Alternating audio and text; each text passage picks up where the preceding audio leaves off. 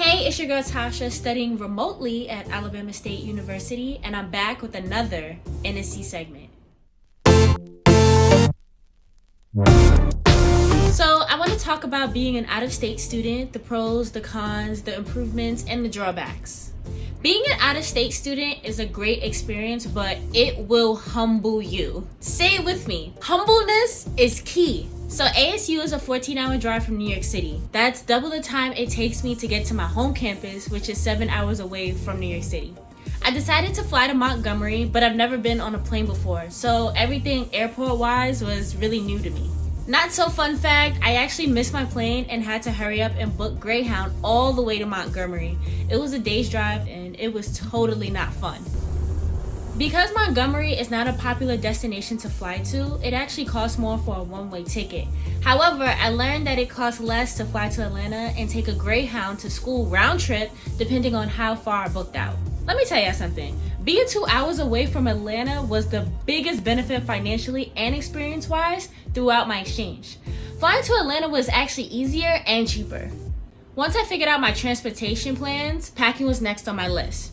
This is where it became tricky because I have a lot of clothes and shoes, so I really had to trickle down on what I needed.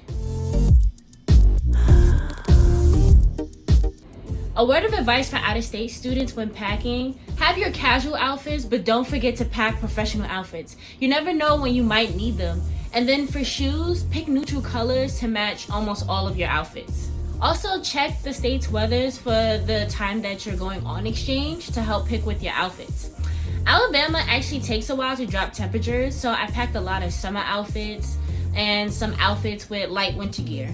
If you're shipping items to school, USPS is actually the cheapest option, but has more restrictions on what to send. So I ended up sending 3 big boxes of clothes and shoes to school.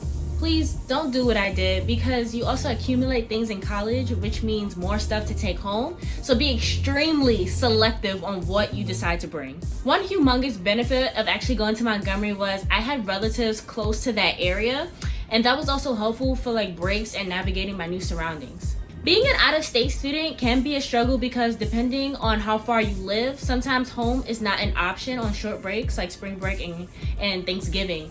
I couldn't go home until Christmas break. So Thanksgiving break and spring break was mostly spent with relatives on campus or with friends. This may be the case for some of y'all out there. Who absolutely helped me throughout my exchange was my cousin. When I arrived in Montgomery, he picked me up from Greyhound and helped me move into my dorm for move-in day. He helped me around Montgomery because you can't get around without a car. He even took me to different food places when I wasn't feeling campus food. Last but not least, definitely check minimum wages if you plan to work in another state.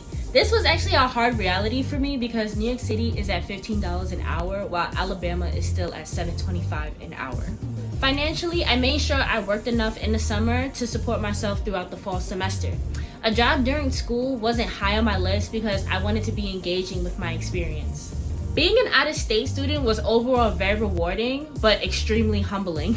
I definitely learned how to pack better, and I know what to bring and what not to bring next time. I hope my out-of-state experience will be helpful to future NSE prospects, but also other out-of-state students. With that being said, thank you for tuning in with me today. Don't forget to like, comment, share, and subscribe to NSE on Facebook, Twitter, YouTube, and Instagram to stay updated.